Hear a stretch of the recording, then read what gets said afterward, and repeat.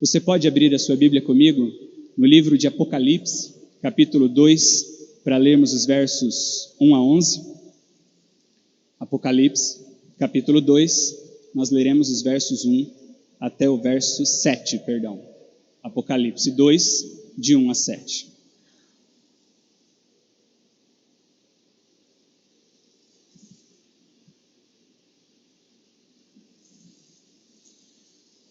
Em Apocalipse 2, versos 1 a 7, o texto bíblico diz assim: Escreve ao anjo da igreja em Éfeso: Assim diz aquele que tem as 7 estrelas da mão direita e anda no meio dos 7 candelabros de ouro. Eu conheço as tuas obras, o teu trabalho e a tua perseverança. Eu sei que não suportas os maus e que puseste à prova os que se dizem apóstolos, mas não são, e descobriste que são mentirosos.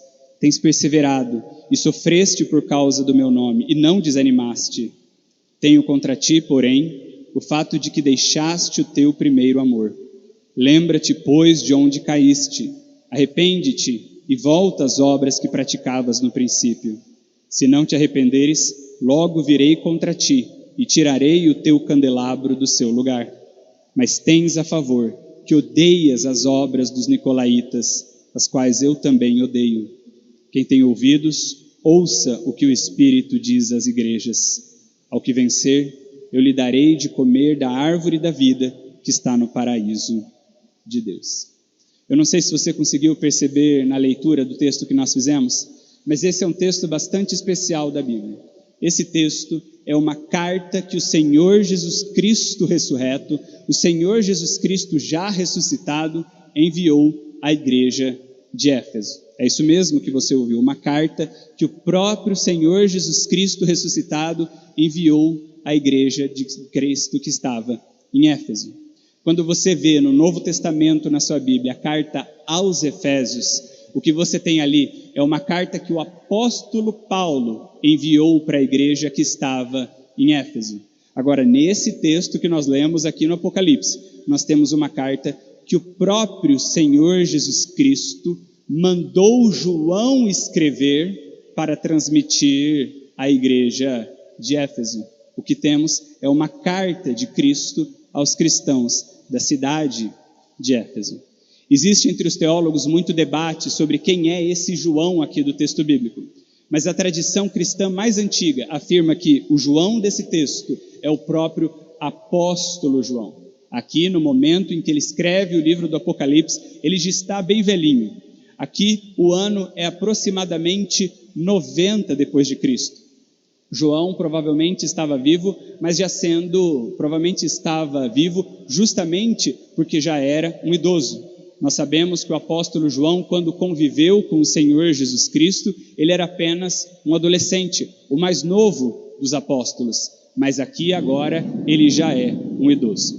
O que acontece aqui no livro de Apocalipse é o seguinte: por volta de 90 depois de Cristo, a maior parte dos apóstolos já havia morrido, e a maior parte deles havia morrido justamente pelo martírio, havia sido condenado à morte pelo próprio Império Romano, pela perseguição que o Império Romano promovia contra os cristãos. Mas João não.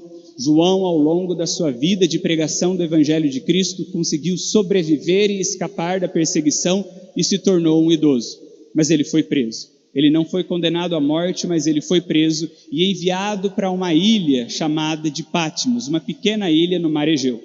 Os romanos, quando eles pretendiam manter alguém preso pelo resto da vida, eles costumavam enviar essas pessoas para essa ilha de Patmos, para elas viverem ali os últimos anos das suas vidas. É exatamente o que acontece com João. Ele está exilado na ilha de Patmos. Mas nesse período da sua vida, o Senhor Jesus Cristo, ressurreto, aparece para João em visões e revela a ele coisas fantásticas, coisas que ele colocou no papel por ordem do Senhor Jesus Cristo e que hoje nós conhecemos como o livro do Apocalipse. Nesse livro, você provavelmente já sabe, o Senhor Jesus Cristo revela a João coisas que aconteceriam nas próximas décadas, mas também coisas que aconteceriam nos próximos milênios da história da humanidade, até o fim dos tempos. É justamente por isso que esse livro é chamado de Apocalipse, um livro que traz revelação sobre o fim dos tempos. É até por isso que esse livro desperta muita curiosidade, não é? Muita atenção. Quando você vai pregar e você fala que vai falar sobre o Apocalipse, você consegue perceber os olhos mais atentos. Todo mundo tem curiosidade sobre o livro do Apocalipse. Todo mundo tem curiosidade, às vezes até um certo medo, sobre as revelações dos últimos tempos.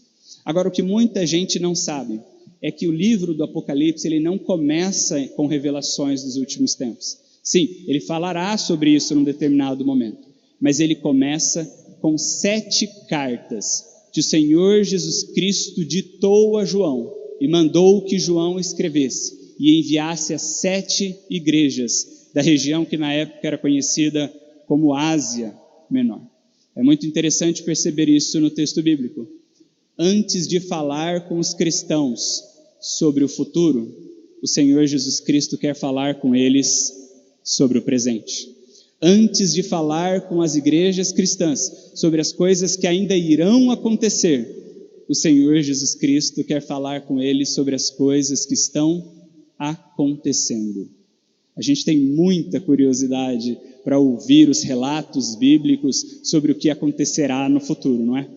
Mas há momentos que o Senhor Jesus Cristo, para nos falar, nos chama para falar coisas do que está acontecendo à nossa volta.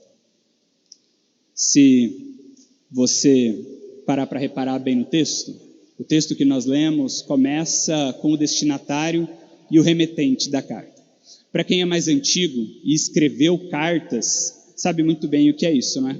Você não começa uma carta sem colocar o destinatário e o remetente, a pessoa que deverá receber a carta e a pessoa que está recebendo, que está enviando a carta. Se você já tem meia idade, você talvez não tenha escrito cartas, mas com certeza você escreveu e-mails. E os e-mails começam exatamente da mesma maneira. Você tem que colocar o destinatário, porque automaticamente ele já coloca o remetente, quem irá receber, mas quem está também enviando aquele e-mail. A carta que o Senhor Jesus Cristo está mandando começa descrevendo o destinatário.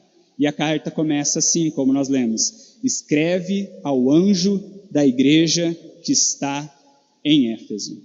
Essa expressão já deixa a gente um pouquinho confuso. Anjo da igreja que está em Éfeso. Como assim? Como assim anjo da igreja de Éfeso?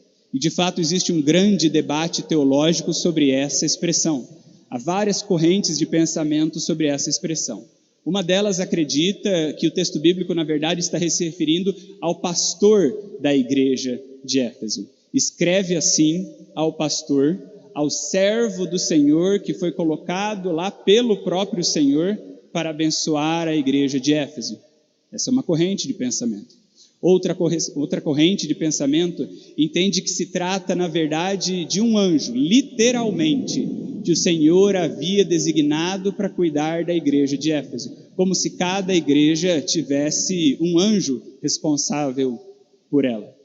Bom, pessoalmente, eu penso que não dá para a gente tentar delimitar uma coisa ou outra, porque o texto bíblico não nos dá base para definir. O que o texto bíblico nos dá base para definir claramente, com toda certeza, é de que o texto está se referindo a alguém que receberia a carta e estava representando a igreja, a comunidade dos cristãos em Éfeso. Se você reparar bem no texto, a partir do verso 3, você vai ver que o texto não está falando com uma única pessoa, mas está falando com uma comunidade de pessoas. Seja lá quem essa expressão anjo se refere, ela está falando de alguém que representa a igreja como um todo. Delimitado o destinatário, quem vai receber a carta, no verso 1 nós podemos ler também o remetente, quem está enviando a carta. Paulo começava suas cartas dizendo exatamente isso: eu, Paulo, apóstolo do Senhor Jesus Cristo, aos... E aí ele colocava seus destinatários. Mas aqui você vê que essa carta não é de Paulo, e essa carta não é do próprio João. Essa carta é enviada por aquele que tem as 7 estrelas na mão direita e anda no meio dos 7 candelabros de ouro. E aí é quando a gente põe a mão na testa e pensa, pronto, já começou a complicar. Porque o livro do Apocalipse realmente é conhecido por ter uma linguagem um pouquinho difícil de decifrar, não é? Uma linguagem cheia de simbolismos, cheios de imagens que às vezes é um pouco difícil para a gente entender. Mas você consegue entender bem o que o texto está dizendo aqui no capítulo 2? Se você ler com atenção o capítulo 1. Porque no capítulo 1, dos versos 12 a 16, você pode ver isso depois em casa, o texto bíblico explica justamente isso. Quando João estava na ilha de Patmos, o Senhor Jesus Cristo apareceu diante dele em uma visão. E o Senhor Jesus Cristo apareceu, mas de uma maneira completamente diferente do que o Senhor Jesus Cristo havia aparecido quando estava no meio dos seus apóstolos. O Senhor Jesus Cristo apareceu de maneira reluzente. O seu cabelo era branco como a lã. Os seus olhos queimavam como chamas. O seu corpo todo brilhava em glória. E ele apareceu carregando 7 estrelas na sua mão direita. E no meio de um corredor que tinha 7 candelabros à sua volta. Para entender bem isso, a gente precisa voltar para a linguagem do Antigo Testamento. O que os judeus entendiam como estrelas e o que os judeus entendiam como candelabros. Ao longo de todo o Antigo Testamento, você vai perceber que as estrelas, elas são sinal do poder de Deus. Porque o judeu já entendia que a estrela era algo incrível, que ninguém poderia colocar lá no céu onde está, senão o próprio Senhor. Ninguém tem braço suficiente, poder ou sabedoria suficiente para colocar uma estrela no céu. Apenas o Senhor. Então a estrela é sinal do tamanho da grandeza, do tamanho do poder do Senhor. Mas a estrela representava também um sinal do Senhor. Porque o Senhor organizou as constelações no céu, de maneira que elas servem de sinais para a humanidade. Primeiro, sinal do seu poder, mas também sinais para a humanidade conseguir se localizar. Se você lembra muito bem das aulas na escola, você lembra dos professores ensinando o quanto as estrelas são importantes da nossa geolocalização, para nós nos localizarmos quando caminhamos pelo planeta Terra. No passado, as grandes navegações utilizavam exatamente das estrelas para conseguirem percorrer os mares. Os antigos dominavam muito bem essa técnica. Então, as estrelas são sinal do poder, mas também são sinais que o Senhor colocou no mundo para nós acharmos os nossos caminhos. O candelabro, ele também é mencionado várias vezes no Antigo Testamento. Se você se lembra do templo, do tabernáculo e do templo do Antigo Testamento, você vai se lembrar que um dos utensílios do templo era justamente a menorá. A menorá é essa palavra hebraica para candelabro. É um candelabro que sustentava 7 velas e era utilizado dentro do tabernáculo e do templo para simbolizar os olhos do Senhor, que sempre queimavam, essa menorá nunca se apagava, que sempre estavam despertos sobre o seu povo e iluminavam o caminho do seu povo. A menorá, o candelabro, representava os olhos do Senhor que resplandeciam a sua luz sobre o seu povo. Agora, no Apocalipse, o autor do texto bíblico, João, ele vai justamente utilizar essas imagens que estavam na mente do povo de Deus e trazê-las para cá. Mas agora para se referir a essas 7 igrejas da região da Ásia, como maneira de dizer, a igreja de Cristo hoje é o sinal, o poder e a luz de Cristo refletida sobre o mundo. Se você voltar lá para o finalzinho do livro de Lucas e início do livro de Atos, você vai ver o Senhor conferindo poder aos cristãos para serem testemunhas de Cristo no mundo todo. O seu próprio poder conferido sobre os cristãos. Mas você vai ver também o Senhor Jesus Cristo dizendo que os cristãos devem ser sal da terra e luz do mundo. para justamente, refletindo a luz de Cristo, trazer pessoas de volta ao Senhor. Aqui na imagem do Apocalipse, o próprio texto bíblico está nos dizendo que o Senhor Jesus Cristo é aquele que sustenta a igreja na palma das suas mãos, mas ao mesmo tempo aquele que transita entre as igrejas, que devem ser como a luz em um corredor, luz para iluminar o caminho das pessoas que vêm ao próprio Senhor Jesus Cristo. No verso 1 nós já sabemos quem está enviando a carta e quem está recebendo a carta. Mas no verso 2 nós vemos o início do conteúdo da carta. E ela começa muito bem, porque ela começa com vários elogios à igreja de Éfeso. O Senhor Jesus Cristo diz: igreja, eu conheço as tuas obras, o teu trabalho e a tua perseverança. Eu sei que você não suporta os maus e que puseste à prova todos os que se dizem apóstolos, mas não são, e descobriste que são mentirosos. É interessante essa expressão, eu conheço o teu trabalho. É o Senhor Jesus Cristo dizendo, eu estou vendo tudo daqui de cima. Eu, que hoje estou à direita do Pai, vejo as coisas que você faz. Eu entendo e eu as conheço de dentro para fora. E eu reconheço o teu trabalho. É interessante que a palavra aqui no original, trabalho, não quer dizer qualquer trabalho, mas quer dizer trabalho suado, trabalho esforçado, trabalho que demandou suor e cansaço. Algumas versões mais antigas trazem, eu conheço a tua labuta. Outras dizem, eu conheço a tua fadiga. Basicamente, eu conheço o esforço que você tem feito no trabalho realizado para mim. O Senhor Jesus olha para a igreja de Éfeso e reconhece que há pessoas ali trabalhando arduamente pelo seu reino. Mas eu conheço também a tua perseverança. E eu gosto de definir perseverança como insistência em seguir a Cristo, santa teimosia. Quando o mundo todo tenta te tirar dos caminhos do Senhor, te puxar para longe dele, e mesmo assim você teima e resiste em continuar nos caminhos dele.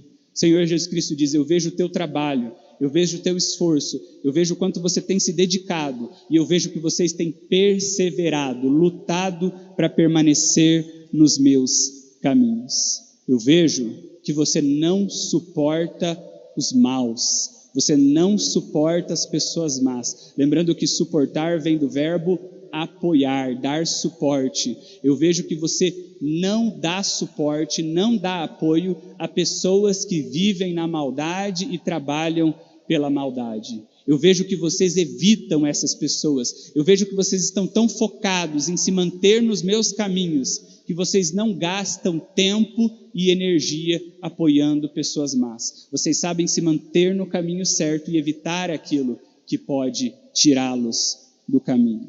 Mas o que eu acho mais interessante é o quarto elogio desse versículo, quando ele diz, puseste à prova aqueles que se dizem apóstolos, mas não são, e descobriste que são mentirosos.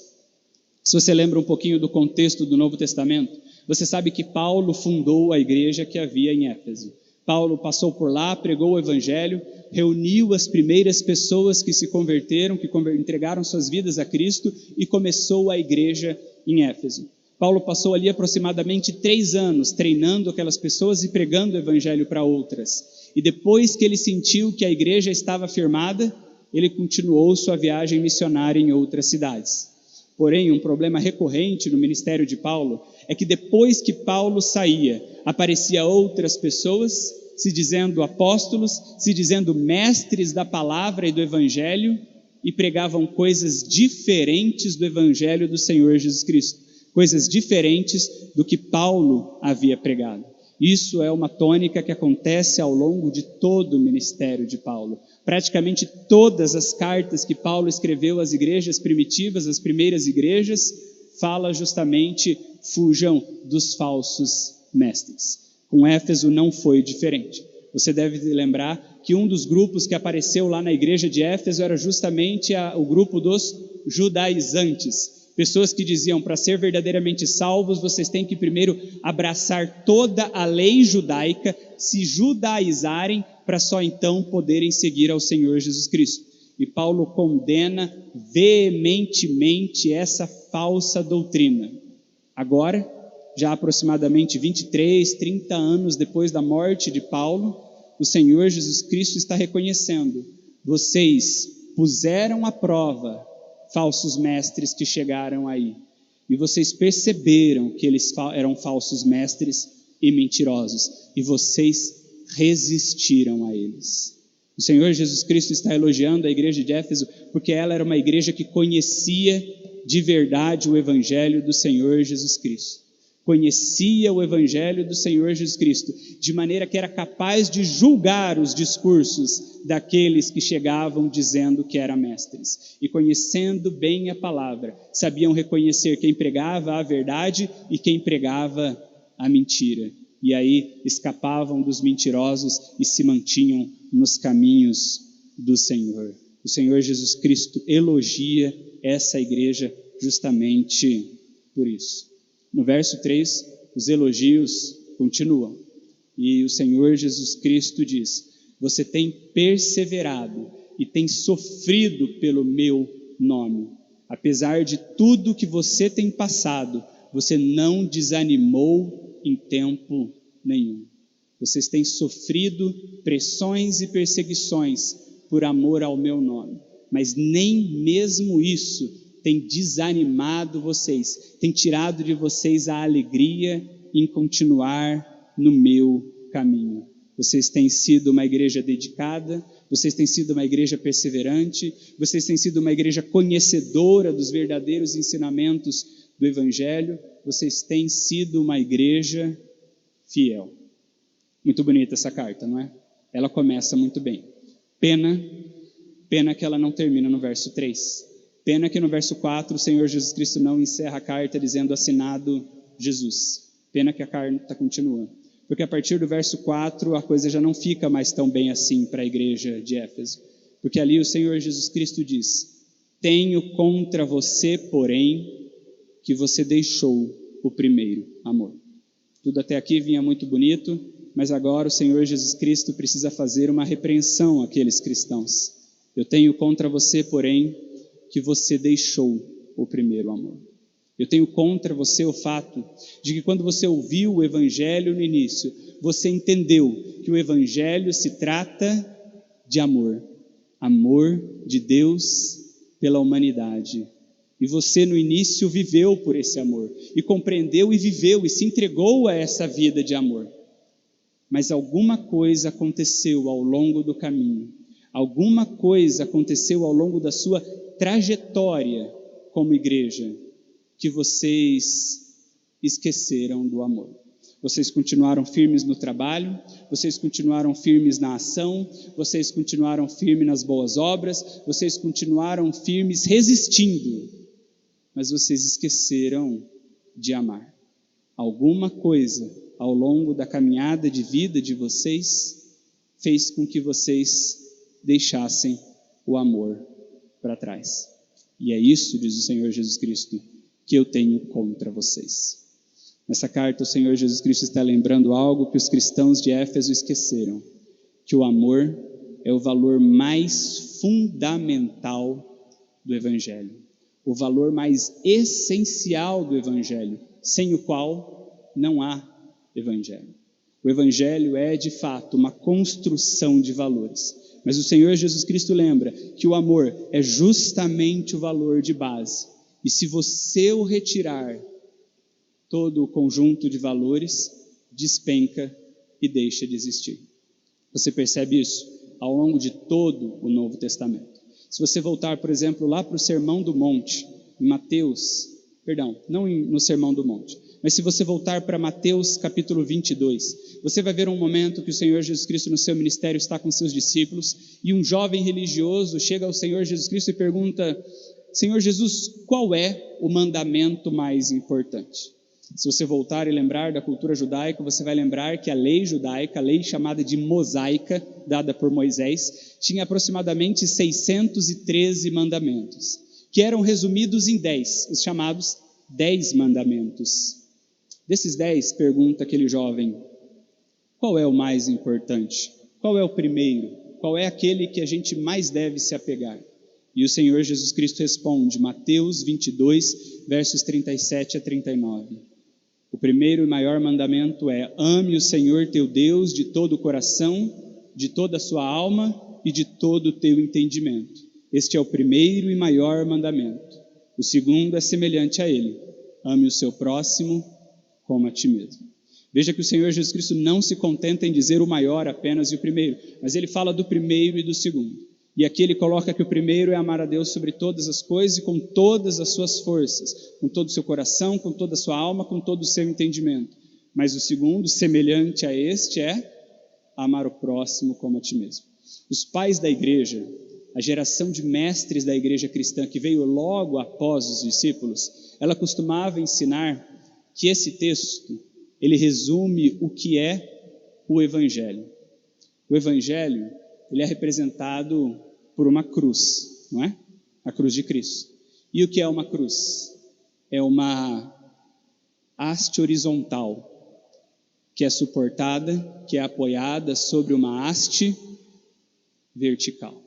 Isso resume a nossa vivência com o Senhor. O Senhor nos ama e derrama o seu amor sobre nós. E nós vamos responder a Ele também com amor. A dimensão vertical das nossas vidas. No entanto, o Senhor nos ordena que nós amemos o próximo. A dimensão horizontal das nossas vidas. Se você tirar a dimensão horizontal do Evangelho, o amor ao próximo, você não tem mais uma cruz. Você descaracterizou a cruz de Cristo. Você descaracterizou o Evangelho de maneira que ele simplesmente não é mais Evangelho. Por isso, o Senhor Jesus Cristo faz questão de dizer essas duas dimensões da vida cristã.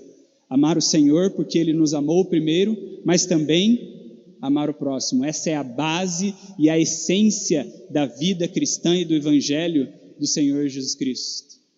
Mas qual é o elemento que está nesses dois mandamentos? Amor. Amor a Deus e amor ao próximo. Está entendendo como o amor é um valor de base? Se você tira dessa equação o amor, não sobra nada. Porque o Senhor iria até os mortais. Porque os mortais buscariam ao Senhor.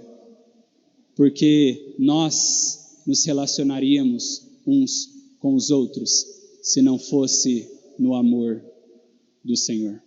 Paulo também fala sobre isso, o amor como um elemento, atenção aqui pessoal, aqui. Paulo também fala sobre isso, o amor como um elemento essencial da vida cristã. Lá em 1 Coríntios 13, Paulo está falando, escrevendo um dos textos bíblicos que ficou mais conhecido hoje em dia, e ele está falando sobre o amor. E ele termina esse capítulo no verso 13 dizendo, assim permanecem agora esses três, a fé, a esperança e o amor.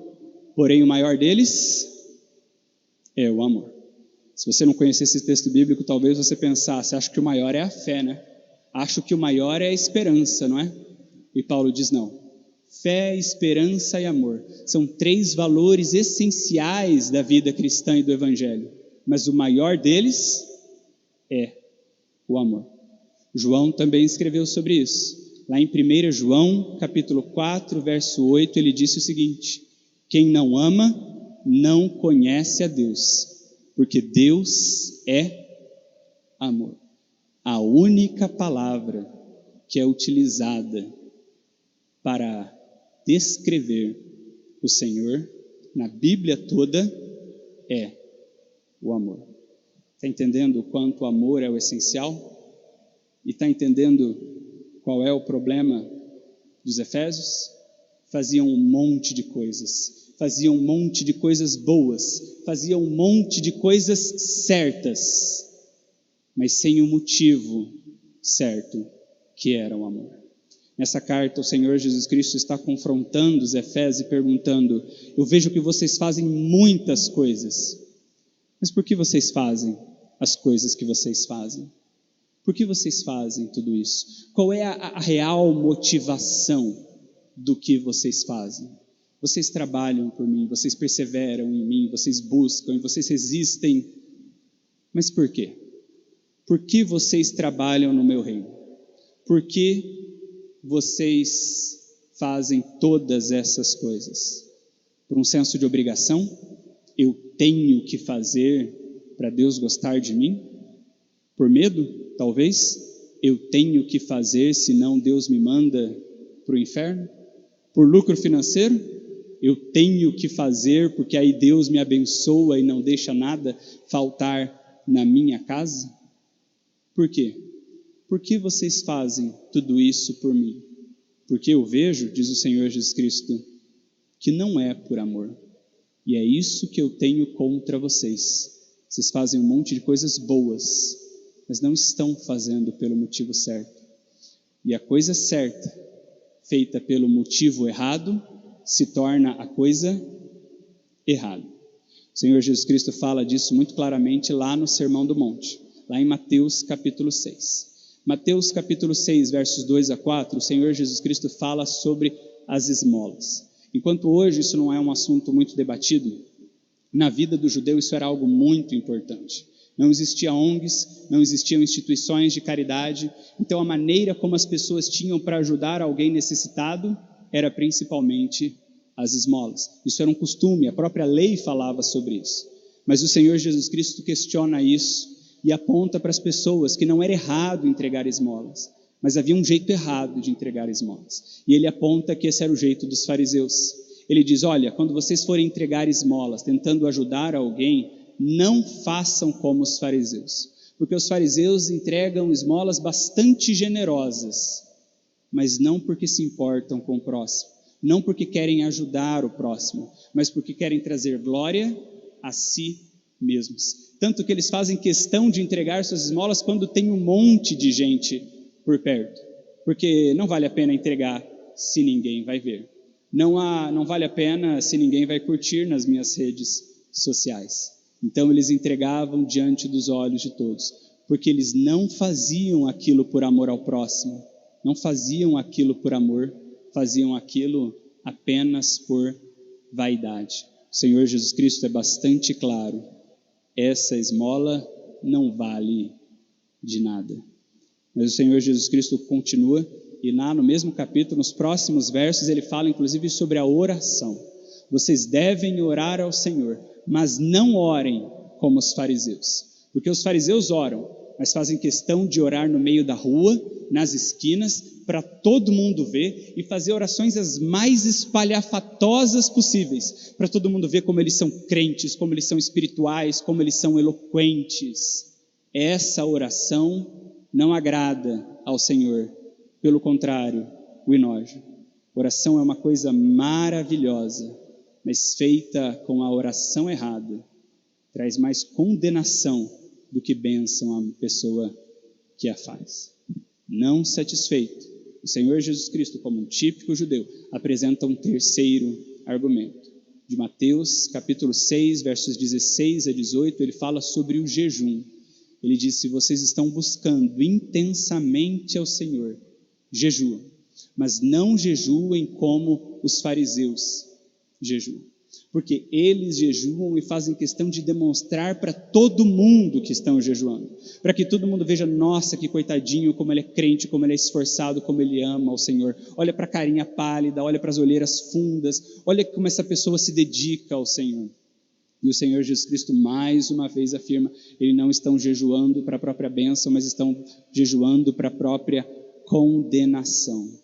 Quando você for buscar ao Pai em oração e jejum, feche-se em seu quarto e o Senhor que te vê em secreto te recompensará. Para colocar em termos muito simples, o que o Senhor Jesus Cristo disse no Sermão do Monte, está dizendo agora aos cristãos de Efésios é: se não for por amor, não serve. Se não for por amor, não vale de nada. Vocês têm feito muitas coisas boas, mas não têm feito por amor. E por isso, essas coisas não valem de nada. Talvez você ache que eu esteja pegando um pouco pesado, mas veja o que diz o verso 5. O Senhor Jesus Cristo diz: lembra-te, porém, de onde você caiu.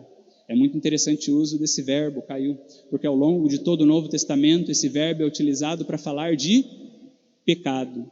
Cair em pecado, não é essa expressão que nós mais vemos, é a expressão que nós inclusive utilizamos até hoje. E o Senhor Jesus Cristo diz: lembre-te, porém, de onde você caiu. No Evangelho, não amar é pecado. Vou repetir. No Evangelho de Cristo, não amar é pecado. João fala disso também quando ele escreveu a carta de 1 João. Lá em 1 João, capítulo 4, versos 19 a 20, ele diz: nós amamos porque ele nos amou primeiro. De maneira que se alguém afirmar, eu amo a Deus, mas odiar o seu irmão, é mentiroso. Porque quem não ama seu irmão, a quem vê, não pode amar a Deus, a quem não vê. Em português muito claro, se você diz que ama a Deus, mas não ama seu irmão, você não ama a Deus. Isso é papo furado. Se você ama o Senhor, você precisa amar o seu próximo.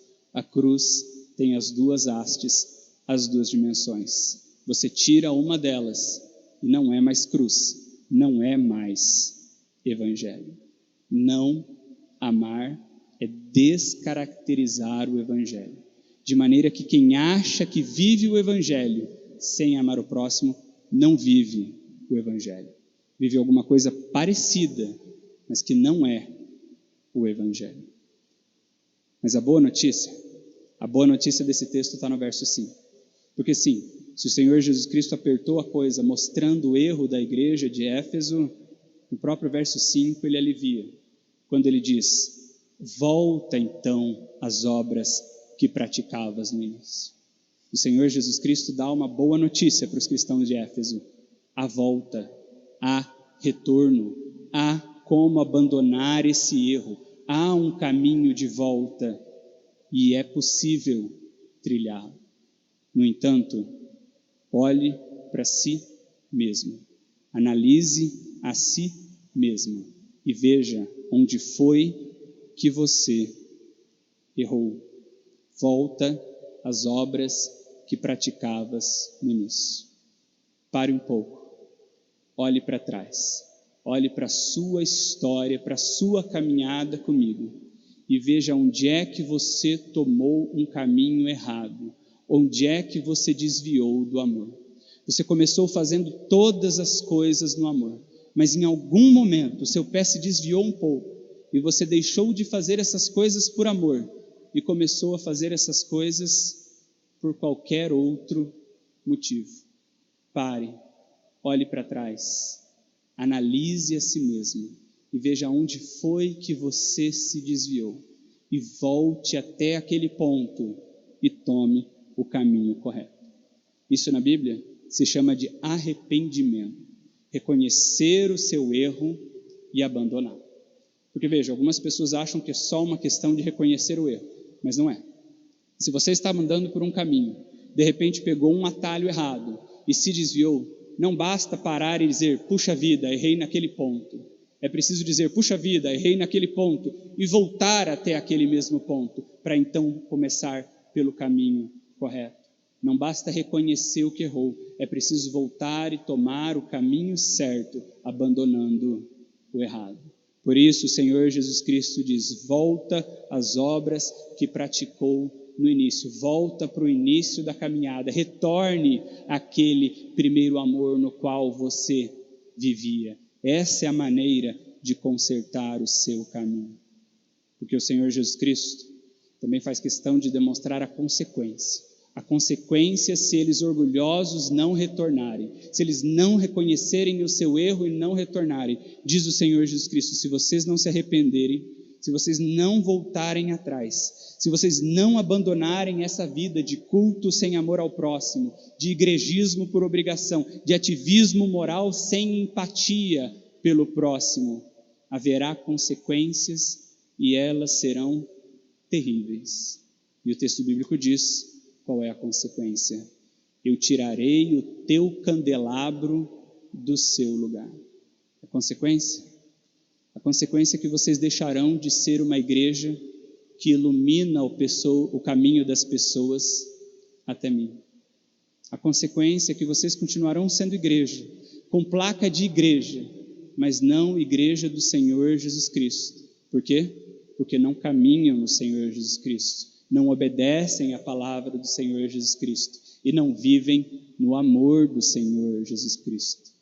Vocês serão retirados do lugar em que vocês estão. Por fim, no verso 6, o Senhor Jesus Cristo, já caminhando para o final, volta a elogiar os efésios. Você tem a teu favor, no entanto, que você odeia as obras dos nicolaítas, como eu também odeio. Nicolaítas eram outro grupo de falsos mestres que havia se infiltrado na igreja de Cristo. Os judaizantes, eles impunham leis demais, dizendo: você precisa obedecer também o judaísmo para então ser cristão. Já os nicolaítas, eles iam para o extremo oposto. Eles tentavam fundir a filosofia grega com o evangelho de Cristo. E na filosofia grega, você deve conhecer isso por gnosticismo, a ideia é de que a alma, o espírito é bom, mas o corpo é mau, é corruptível, e eles não conversam e não dialogam entre si. Então diziam os nicolaítas: se a alma, se o espírito pertence ao Senhor porque eu me entreguei a Cristo e o corpo não presta, pouco importa o que se faz com o corpo. Os nicolaítas caíam na libertinagem: faça o que quiser, porque nada é pecado, nada do que você fizer com o corpo influencia a sua alma, que já está salva em Cristo. Parece bonita essa maneira de pensar, mas era uma heresia. E o próprio Senhor Jesus Cristo diz aqui: eu odeio as obras das pessoas que fazem isso, e eu reconheço que vocês as odeiam também. Um detalhe interessante é que o Senhor Jesus Cristo não diz: vocês odeiam os nicolaítas e eu também os odeio. Não, vocês odeiam as obras dos nicolaítas, assim como eu também as odeio. Já na conclusão da carta, no verso 7, o Senhor Jesus Cristo diz: quem tem ouvidos para ouvir, ouça o que o Espírito diz às igrejas. Para quem tem ouvidos para ouvir, quem não tem ouvido só para pendurar óculos e brinco, ouça o que eu estou dizendo.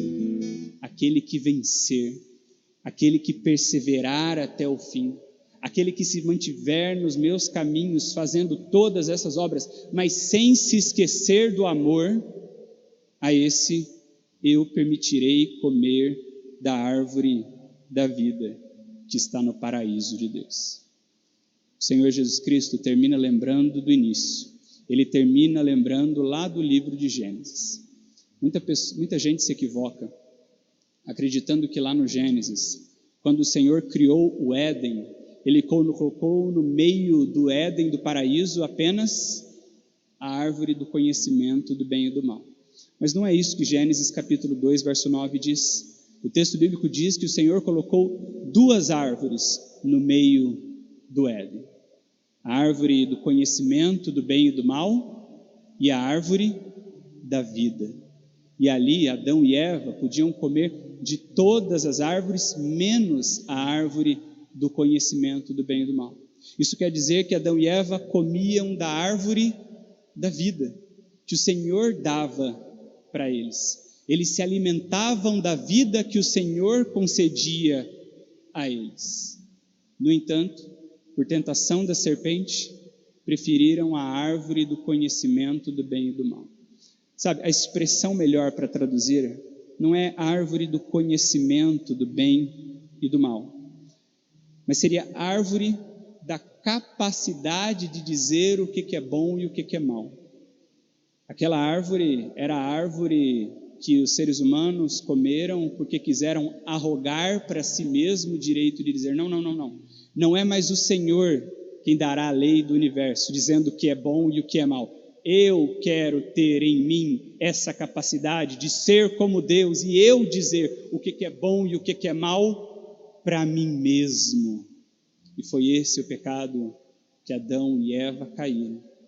Mas o Senhor Jesus Cristo diz: aquele, no entanto, que andar nos meus caminhos e viver para mim, em mim, por mim e para mim, e for fiel às obras que eu mandei fazer, mas sem se esquecer do amor, essa pessoa eu trarei de volta ao paraíso e lhe darei de comer da árvore da vida.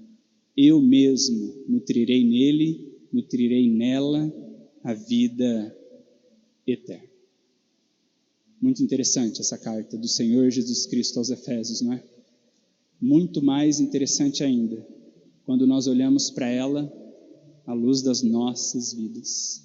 O Senhor Jesus escreveu isto aos cristãos de Éfeso, mas talvez Ele esteja ecoando essa carta ao seu coração hoje, nesta noite.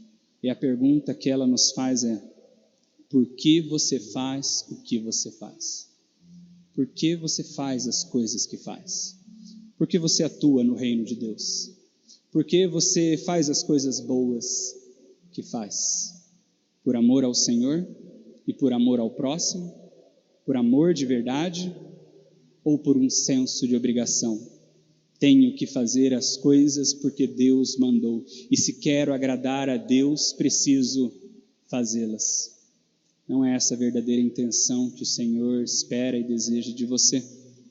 Você faz as coisas que faz ao Senhor por medo dele te mandar para o inferno, para que ele se agrade de mim e não me mande para o inferno. Eu faço essas coisas que a sua palavra manda. Você não entendeu o que é o Evangelho do Senhor Jesus Cristo. Se a sua motivação é senso de obrigação, e se a sua motivação é medo do Senhor, você não entendeu o que é o Evangelho do Senhor Jesus Cristo. Se você faz as coisas que faz por lucro financeiro, faço essas coisas para Deus se agradar de mim e nunca deixar o meu negócio, o meu emprego ir mal, você também não entendeu nada sobre o Evangelho do Senhor Jesus Cristo. As coisas que Ele nos chama a fazer, Ele nos chama a fazer por amor, e tão somente por amor. Por amor a Ele e por amor ao próximo. O amor é a única coisa verdadeira que pode dar base às nossas vidas em Cristo. Se não for por amor, não serve. Paulo fala sobre isso no início de 1 Coríntios 13 também. Lá no início de 1 Coríntios 13, Paulo diz assim: ainda que eu fale a língua dos homens e dos anjos, se eu não tiver amor, eu serei como um sino que ressoa ou como um prato que retine. Ainda que eu tenha o dom da profecia e saiba todos os mistérios e todo o conhecimento, e tenha uma fé capaz de remover montanhas, mas se eu não tiver amor, eu nada serei. Ainda que eu dê aos pobres tudo o que eu possuo e entregue o meu corpo para ser queimado, mas se eu não tiver amor, nada disso valerá. Você entendeu o que Paulo está falando sobre igreja aqui? Ele diz: ainda que eu seja capaz de cantar os melhores louvores ao Senhor com língua dos anjos, mas se eu não fizer isso por amor, o meu louvor não vale absolutamente nada. O meu louvor é como um sino que bate ou como um prato que retine, que toca e você ouve, mas daqui a pouco você esquece e não muda absolutamente nada. Ainda que eu tenha o dom da profecia e conheça todos os mistérios e tenha todo o conhecimento da palavra de Deus e tenha uma incrível capacidade de pregar e de ensinar, mas se eu não fizer isso por amor, nada disso vale nada. E se eu tiver o dom de caridade e buscar ajudar as pessoas e supri-las nas suas necessidades, mas se eu não fizer isso por amor, fizer isso por vaidade, para que me vejam, ou se fizer isso por senso de necessidade ou de obrigação, se não for por amor, nada disso vale de nada. Tudo que fazemos, tudo que dizemos, tudo que pensamos, precisa ser fundamentado, baseado e recoberto no amor de Cristo. Talvez você esteja me ouvindo agora e se perguntando: por quê, pastor? Por quê? Por que eu não posso simplesmente fazer aquilo que é certo e pouco importa por que eu estou fazendo aquilo? O importante é que eu fiz. Não, não é. O Senhor conhece o nosso exterior, mas conhece também o nosso interior. E se importa com aquilo que está no nosso interior. Sabe por que é tão importante o amor? Sabe por que é tão importante que façamos tudo em amor? É porque o amor é o centro do Evangelho. Se fazemos em amor, amor a Deus e amor ao próximo, estamos encarnando e refletindo o Evangelho. Se fazemos, mas sem amor, não estamos encarnando e refletindo o Evangelho. O Evangelho é sobre o amor. E eu penso que o texto que mais expressa isso, João 3,16, aquele texto que você provavelmente conhece de cor. Porque Deus amou o mundo de tal maneira que deu o seu Filho para que todo aquele que nele crê não pereça, mas tenha a vida eterna. Foi por amor que o Senhor criou a humanidade. O Senhor sabia que a humanidade se revoltaria contra Ele. Ainda assim, a amou tanto que a criou, mesmo sabendo que ela se rebelaria contra Ele. Mesmo sabendo que para trazê-la de volta, Ele teria que enviar o seu próprio Filho ao mundo para salvá-la. Ele a criou e Ele enviou o seu Filho. O Senhor Jesus Cristo só aceitou vir ao mundo como ser humano e morrer a terrível morte na cruz por amor a nós. Por amor a nós, o Pai ressuscitou o Filho para também nos conceder vida eterna para todo aquele que nele crê.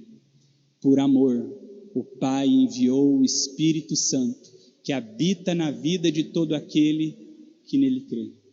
Por amor, o Senhor cuida de nós a cada passo que nós damos. Tudo do início ao fim no Evangelho é sobre o amor. Assim, nossas vidas, se são vividas no Evangelho de Cristo, não podem ser de outra maneira, senão no amor do Senhor Jesus Cristo. Assim como Ele encarnou o amor, nós também somos chamados a encarná-lo em todas as nossas relações, em tudo que nós fazemos. Vamos ser sinceros? Tudo isso é bastante difícil, não é? Há coisas que nós fazemos por amor. Há coisas que a gente respira fundo e diz: Cristo, só vou fazer porque o Senhor está mandando. Não gosto, não quero, não estou sentindo amor no meu coração. Vou fazer por obrigação, porque o Senhor está me mandando. Mas esse não é o ideal do Senhor. Nesse momento, nesse dia, nós precisamos orar dizendo ao Senhor: Senhor, dá-me amor. Ensina-me a amar. Ensina-me a amar o meu próximo. Ensina-me a amar isto que o Senhor quer que eu faça. Hoje eu ainda não amo. Hoje eu ainda não consigo fazer por amor. Estou fazendo só por obediência. Mas transforma o meu coração. Dá-me o teu coração e me ensina a amar com o amor do Senhor Jesus Cristo. Se você se reconhece nesse texto bíblico, como eu acho que de uma certa maneira todos nós podemos nos reconhecer, lembre-se da boa notícia do verso 5. Volte para onde você caiu. Há retorno. Tudo que nós precisamos é em Cristo, reconhecer o nosso erro, pedir perdão e pedir que Ele nos ensine a amar. Vamos fazer isso agora? Abaixa sua cabeça comigo. Vamos orar ao Senhor, pedir que Ele nos ensine a amar com o seu verdadeiro amor e fazermos tudo no amor do Senhor. Pai, muito obrigado mais uma vez pela Tua palavra. Muito obrigado, Pai, por tudo que ela nos ensina. Muito obrigado porque ela fala conosco de maneira tão direta, Pai, e ela toca nos pontos mais fundos do nosso coração. Pontos que às vezes nós não queremos ver, ou não conseguimos ver. Mas muito obrigado, Pai, porque ainda que nos doa a Tua correção, nós sabemos que o Senhor a dá por amor, porque o Senhor não quer nos ver andando pelos caminhos errados que levam à destruição, mas a Tua doce voz nos chama para o Teu caminho, Pai. Por isso nós te agradecemos. Agradecemos por cada texto bíblico que nos confronta no Teu amor e nos chama para o caminho correto. Pai, perdoa-nos, porque nem sempre amamos como deveríamos amar.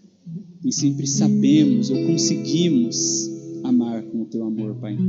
Pedimos que o Teu Santo Espírito nos ensine a amar. Pedimos que o Teu Santo Espírito frutifique o Teu amor em nossos corações, Pai. Precisamos do Teu amor sobre as nossas vidas, para que saibamos Te servir em amor e assim sermos verdadeiramente fiéis a Ti. Ensina-nos a amar, Pai. Ensina-nos a perdoar. É o que nós oramos e pedimos, no nome santo do Senhor Jesus. Amém.